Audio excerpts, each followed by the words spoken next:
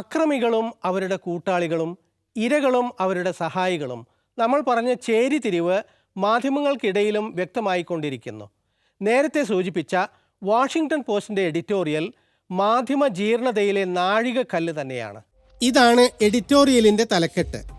ഇസ്രായേലിനെ നീതിക്ക് മുമ്പാകെ നിർത്തണമെങ്കിൽ അതിനുള്ള വേദി ICC അല്ല, ICC എന്ന ലോക കോടതി റഷ്യയും സുഡാനും മ്യാൻമറും ഒക്കെ ചെയ്യുന്ന യുദ്ധക്കുറ്റങ്ങൾ നോക്കാനുള്ളതാണ് എന്ന്. പടിഞ്ഞാറൻ വംശീയത ഇത്ര പച്ചയായി ഒരു പത്രം പ്രഖ്യാപിക്കുന്നത് ഇതാദ്യമാകണം. മുഖംമൂടിയെല്ലാം കളഞ്ഞ് വാഷിംഗ്ടൺ പോസ്റ്റ് പടിഞ്ഞാറൻ വംശീയത തുറന്നു പറയുന്നു. റഷ്യൻ പ്രസിഡന്റിനെതിരെ അറസ്റ്റ് വാറന്റ് വന്നപ്പോൾ ഉത്സാഹത്തിമിർപ്പിലായിരുന്നു പത്രം. പുടിൻ മംഗോളിയക്ക് പോയപ്പോൾ മംഗോളിയ അറസ്റ്റ് വാറന്റ് നടപ്പാക്കാത്തതിനെ വിമർശിച്ചു. കുട്ടികളെ തട്ടിക്കൊണ്ടുപോകുന്നവരെന്ന് പറഞ്ഞ് റഷ്യൻ നേതാക്കളെപ്പറ്റി കാർട്ടൂൺ വരച്ചു. ICCയിൽ അംഗമല്ലാത്ത അമേരിക്കക്ക് പത്രം ഉപദേശവും നൽകി പുടിനെ ശിക്ഷിക്കാൻ വേണ്ടി അമേരിക്ക ICCയിൽ ചേരണമെന്ന്.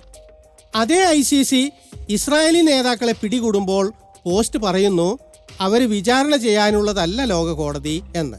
അതിന് വിചിത്രമായ കാരണങ്ങളും നിരത്തി.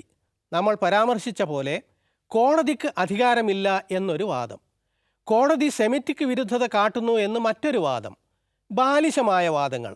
രസകരമായ മറ്റൊരു വാദവുമുണ്ട്. ഇസ്രായേൽ തന്നെ സ്വന്തം സൈനികരെ വിചാരണ ചെയ്തുകൊള്ളുമത്രേ.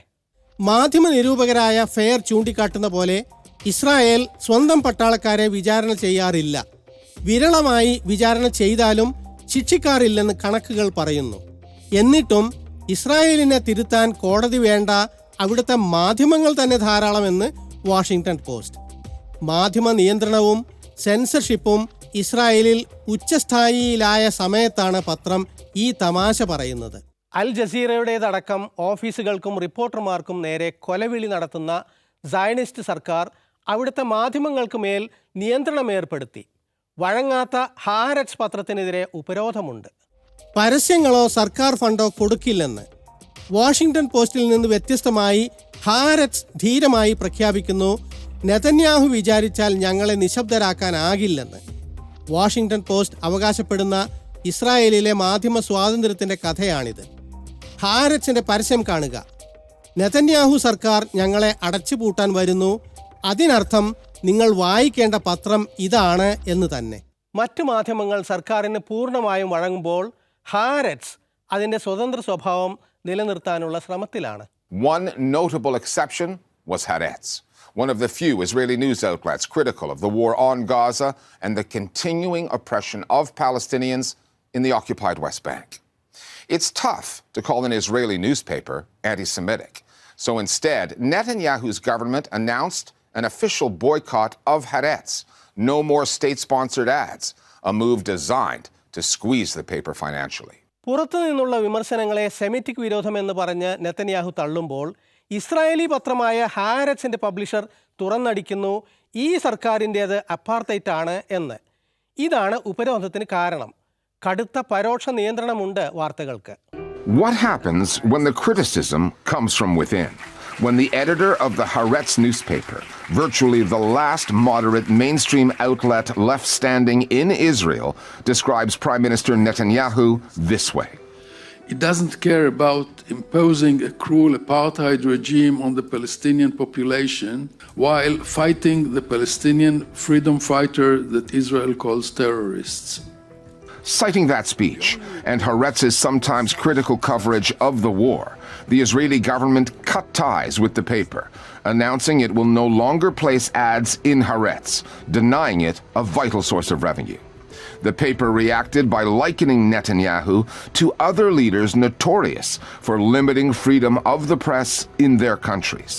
Having banned Al Jazeera from reporting from Israel 7 months ago, the Israeli authorities are now tightening their grip on the internal news narrative. അതിനിടയിലാണ് ഹാരറ്റ്സ് വീണ്ടും എഴുതുന്നത് നെതന്യാഹുവിൻ്റെ യുദ്ധക്കുറ്റങ്ങളെപ്പറ്റി, ലോക കോടതി പറയുന്നതിലെ ന്യായത്തെപ്പറ്റി, ഇസ്രായേൽ നടപ്പാക്കുന്ന അപ്പാർത്തൈറ്റ് നയത്തെപ്പറ്റി, ഇസ്രായേലി ബന്ദികളെ ഇസ്രായേൽ തന്നെ കൊല്ലുന്നതിനെപ്പറ്റി, ബന്ദികളെ മോചിപ്പിക്കുന്നതിനേക്കാൾ ഗസ സ്വന്തമാക്കാനുള്ള തിടുക്കത്തെപ്പറ്റി, സയണിസം എങ്ങനെ വംശീയതയാണ് എന്നതിനെപ്പറ്റി, ഇസ്രായേൽ സേനയുടെ കള്ളങ്ങൾ പൊളിയുന്നതിനെപ്പറ്റി ഒക്കെ ഉറക്കെ പത്രം പറഞ്ഞുകൊണ്ടിരിക്കുന്നു. ഇതിനിടയിലാണ് വാഷിംഗ്ടൺ പോസ്റ്റ് ജേർണലിസത്തെ നാണിപ്പിക്കുന്ന എഡിറ്റോറിയൽ പ്രസിദ്ധപ്പെടുത്തുന്നത്. കുറച്ചു മുൻപ് ന്യൂയോർക്ക് ടൈംസിൻ്റെ ഹമാസ് വിരുദ്ധ വ്യാജ റിപ്പോർട്ടിനെന്ന പോലെ ഇതിനും വമ്പിച്ച വിമർശനം നേരിടേണ്ടി വന്നു. സൗത്ത് ആഫ്രിക്കൻ ടൈംസ്, സെറ്റയോ, കൗണ്ടർ പഞ്ച് തുടങ്ങി അനേകം മാധ്യമങ്ങളും നിരൂപകരും വാഷിംഗ്ടൺ പോസ്റ്റിൻ്റെ എഡിറ്റോറിയലിൻ്റെ പൊള്ളത്തരം പുറത്തു കൊണ്ടുവന്നു. ലോകം മുഴുവൻ കണ്ടു നിൽക്കുന്ന വംശഹത്യ അത് ചെയ്യുന്ന ഇസ്രായേലിലെ ജനങ്ങൾ അറിയുന്നില്ല. മാധ്യമങ്ങളുടെ സ്വയം സെൻസർഷിപ്പും സർക്കാർ നിയന്ത്രണവും തന്നെ കാരണം. Realities of the situation is that Israelis don't get the news that everyone else in the world is getting. The images from Beit Lahia and from Jabalia, the just atrocities we're seeing there, the death, the destruction, the starvation, that is not being shown on Israeli television, Israeli newspapers.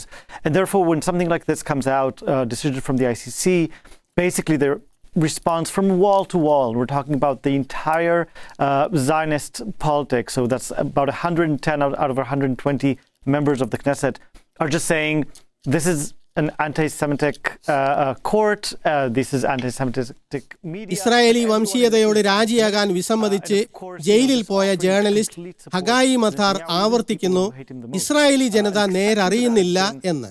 പത്രപ്രവർത്തനം അധികാര സേവയും വംശീയതയുമായി മാറുമ്പോൾ അതെങ്ങനെ വംശഹത്യക്ക് വേദിയൊരുക്കുന്നു എന്നുകൂടി ഇസ്രായേലിൻ്റെ Gaza നരമേധം നമുക്ക് കാണിച്ചു തരുന്നു.